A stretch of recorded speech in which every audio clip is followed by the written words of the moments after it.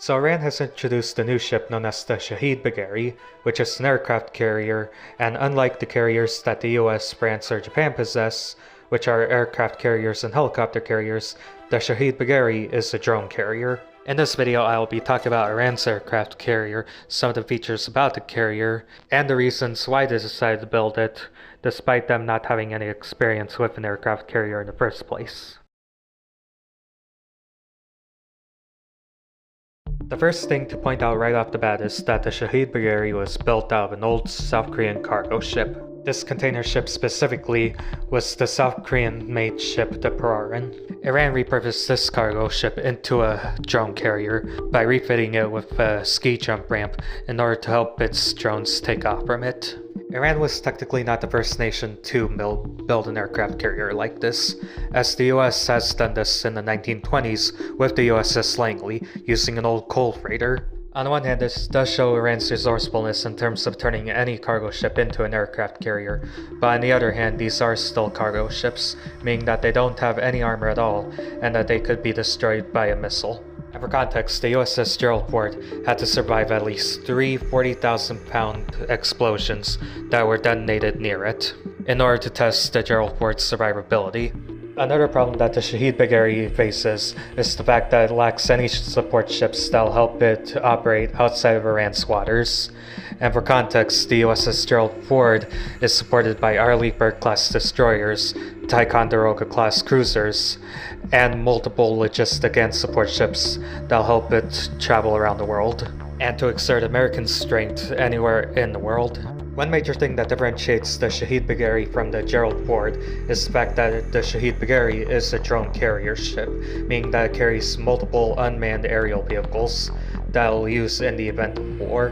One of the aircraft that the Shahid Bagheri can carry is the Qaher 313 stealth drone. The Qaher 313 used to be Iran's stealth fighter until they redesigned it into an unmanned aerial vehicle whose main mission is to strike targets while being able to avoid enemy radar detection. The Shahid Bagheri can also carry reconnaissance drones and helicopters. This is technically Iran's first carrier, and it doesn't have any experience with any aircraft carriers, but why build it in the first place? Quick disclaimer, I am not an expert on military stuff, I'm just a military and history nerd, and I just like learning things, so take some of the stuff that I say with a grain of salt. So the reason why Iran is building this aircraft carrier is likely to expand its anti-access area denial strategy. Anti-access area denial, or A2AD, is a strategy used by some countries where they build a lot of missiles, drones, and other ordnances in order to destroy their enemy assets from long distances, denying the enemy any means to strike back at their targets without suffering heavy losses. This is a strategy implemented by the Chinese and Iranian navies in order to prevent the US from ever getting near the Chinese or Iranian coastlines.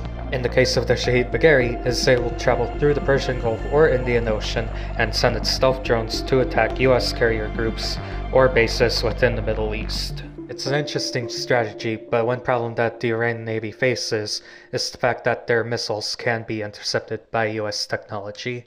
One example of this is the US Arleigh Burke destroyer being used to intercept Iranian-supplied missiles to the Houthis within the Red Sea. And another example is when the US and Israel were able to intercept multiple missiles launched by Iran during an operation in October, with much of the missiles that Iran launched failing to hit the targets that Iran intended to hit. To conclude, Iran's drone carrier is an asset that will improve the nation's long-range strike capabilities, although without the sufficient naval fleet to protect and support it, along with the more experienced US Navy prepared to intercept any attacks that come from it, the Shahid Bagheri will likely not survive an engagement with the US Navy, a naval power with years of experience, who is more prepared and more capable of engaging Iran's naval threats.